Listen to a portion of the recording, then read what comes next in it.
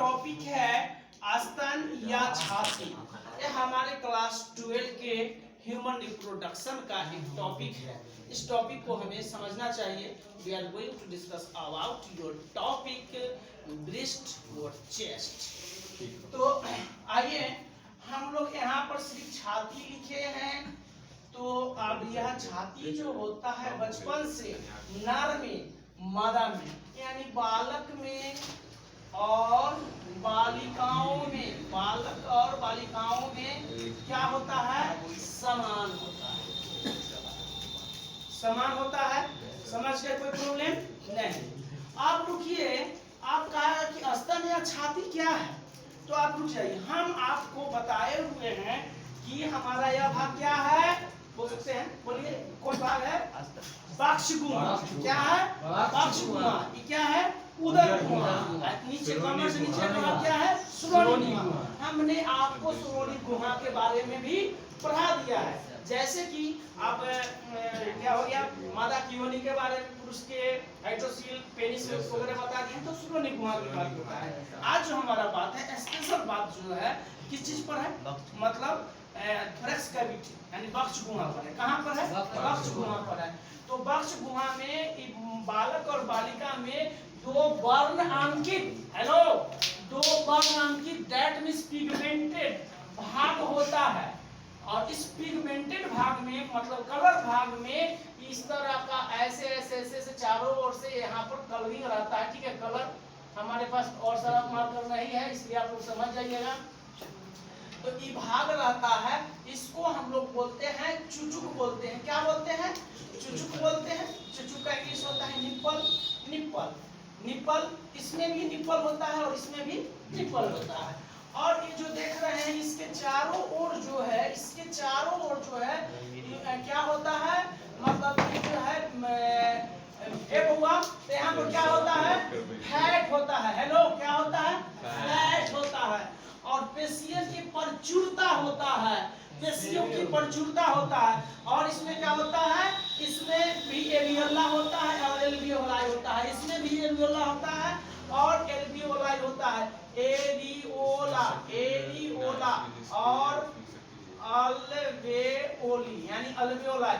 तो पुरुष में क्या होता है? निष्क्रिय होता है। क्या होता है? निष्क्रिय होता है। महिला में क्या होता है? सक्रिय होता है। और पेशियों के प्रचुरता के कारण, फैट के पेशियों के प्रचुरता और इसके एक्टिव होने के कारण महिला का स्तन फूलता है, यानी बढ़ जाता है स्तन के रूप में। अब रुकिए सर, स्तन बढ़ने में किस हार्मोन का काम है? शेप, एक निश्चित शेप देने में, निश्चित साइज देने में। जिस बहुत सारी महिला होती हैं, सबके मतलब स्तन का साइज क्या होता है? अलग अलग होता है। तो इसको साइज देने का कौन काम करता है? यहाँ को समझ जाइएगा। साइज देने का काम करता है एस्ट्रोजन हार्मोन। क्या है? Oestrogen, oestrogen hormone. Oestrogen hormone है जो क्या करता है? ब्रेस्ट को एक निश्चित क्या प्रदान करता है? साइज प्रदान करता है। क्या प्रदान करता है? निश्चित साइज प्रदान करता है। छाती क्या है? It is sexual, it is secondary sexual character. क्या है यह? Secondary sexual character. छाती क्या है? Secondary sexual character in female. पुरुष में नहीं, पुरुष में तो उसमें क्या होता है? डीएक्टिवेट होता है। उसमें क्या होता है? एक्टिवेट होता है।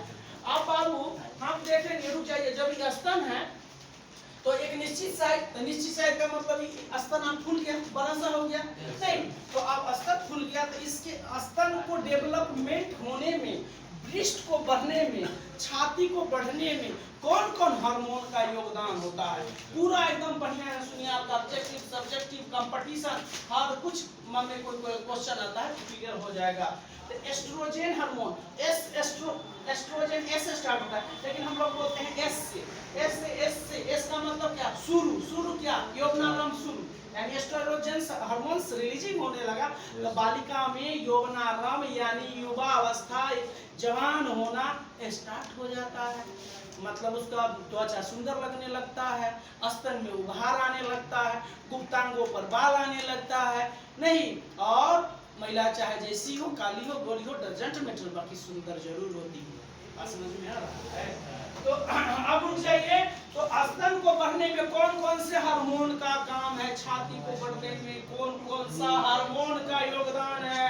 पहले याद करिए, एस्ट्रोजन, प्रोजेस्टेरोन, ऑक्सीटोसिन, सोमैटोपिन इत्यादि। इतना हार्मोन चाहिए तो एक छाती निश्चित आकार में आएगा। अब रुकिए, माता का अब यह हो गया। अब आइए इसमें चलते हैं, कब चलेंगे इसमें। आप देखिए, ये छाती जो हम बताए थे, पुरुष में क्या होता है, एक्टिव नहीं होता है, महिला में क्या होता है, एक्टिव होता है। स्तन या छाती, ये जो हम देखे हुए हैं, अंगूर के गुच्छा देखे हैं ना, एगो गुच्छा दो गुच्छा को समझना है, तो उस तरह गुच्छा के समूह में यहाँ छाती में क्या होता है, ग्रंथियां एल्वियोलाई, जो पुरुष में निष्क्रिय होता है और महिला में सक्रिय होता है। और ये सब जो नसें देख रहे हैं, ये सब दूध ग्रंथियां हैं। क्या है, दूध ग्रंथियां। और यही सब मिलकर क्या करता है, यहाँ से दूध आता है और इस दूध को जो है बच्चा पीता है। क्या चीज से, यानी मुंह के में अगला अग्र भाग जाता है उसके मुंह में, उसको हम लोग इंग्लिश में निपल कहते हैं, हिंदी में चुचुक कहते हैं। ये चुचुक में चुचुक हो गया, में कितना छिद्र होता है, 15 से 25। माता की एक छाती में 15 से 25 छिद्र होता है। और उस छिद्र का जो माप कितना होता है, जैसे इंजेक्शन देखते हो ना, इंजेक्शन में छिद्र होता है ना, तब ना दवाई निकलता है। तो उसी तरह कितना होता है, निपल का छिद्र कितना होता है, 0.5 mm की कितना छिद्र रहता है, 15 से 25। ठीक है। आप देखिए, इसको हम लोग बोलते हैं स्तन परिवेश, जिसको एरियोला बोलते हैं। पुरुष में निष्क्रिय होता है। और ये सब चीज बना हुआ होता है अंगूर के गुच्छे के समान। क्या चीज से बना होता है, संयोजी ऊतक से। कितनी पाली में, मतलब 15 से 20 पाली, 15 से 20 गुच्छों का समूह होता है। और इस साइड में क्या है, और गुरगुर को हम यहाँ पर बोले हुए हैं कि फैट है। क्या है बगल में, यानी कि हमारे में भी, चाहे बालिका में ई हो गया, इन बगल में कलर भाग रहता है, क्या है, फैट है, फैट। तो फैट देखिए, फैट का काम क्या था, बगल बगल में, चुचुक के बगल बगल में। तो चुचुक क्या होगा, फैलते फैलते बढ़ गया, तो फैट साइड साइड से आ गया। किन्हीं को कोई तकलीफ है क्या, ठीक है। तो ये फैट है, समझ में आ गया। अब रुक जाइए, अब महिला प्रेग्नेंट होगी, महिला प्रेग्नेंट होगी तो उसको क्या होगा, आप मतलब दूध नहीं, दूध उतरेगा, दूध उतरेगा। तो आप देखिए दूध कैसे, हार्मोन, इसके लिए दूध, हार्मोन, इसके दूध बनने के लिए भी हार्मोन का उत्तरदायी है। हार्मोन रेगुलेशन पढ़ाते हैं। इसमें 2 प्रकार के हार्मोन होते हैं, एक होता है प्रोलैक्टिन और एक होता है ऑक्सीटोसिन।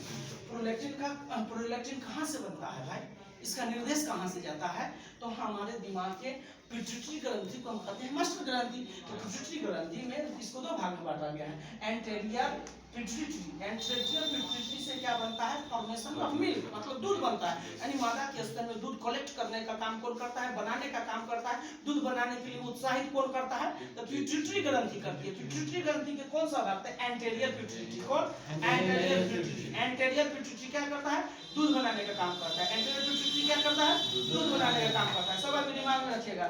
और ऑक्सीटोसिन ये क्या करता है, दूध निकालने का काम करता है। नहीं, ऑक्सीटोसिन का काम है क्या, मतलब उसका ना, तो दूध निकालने का काम कौन करेगा, ऑक्सीटोसिन। ये भी क्या है, हार्मोन है।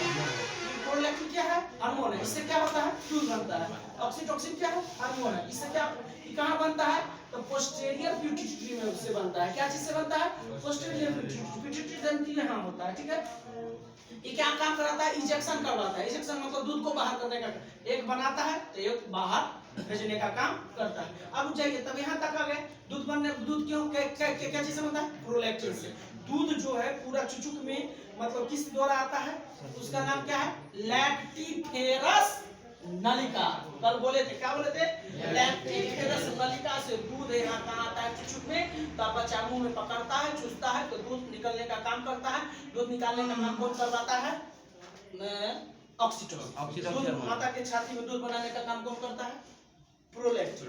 बात समझ में आई। अब माता का दूध पीना क्यों जरूरी है, माता का दूध पीना इसलिए जरूरी है कि हमें उसमें लैक्टोज, शर्करा, वसा, C++, केसिन, लाइसोजाइम, विटामिन और अनेक प्रतिरक्षी यानी इम्यूनिटी पावर मिलता है।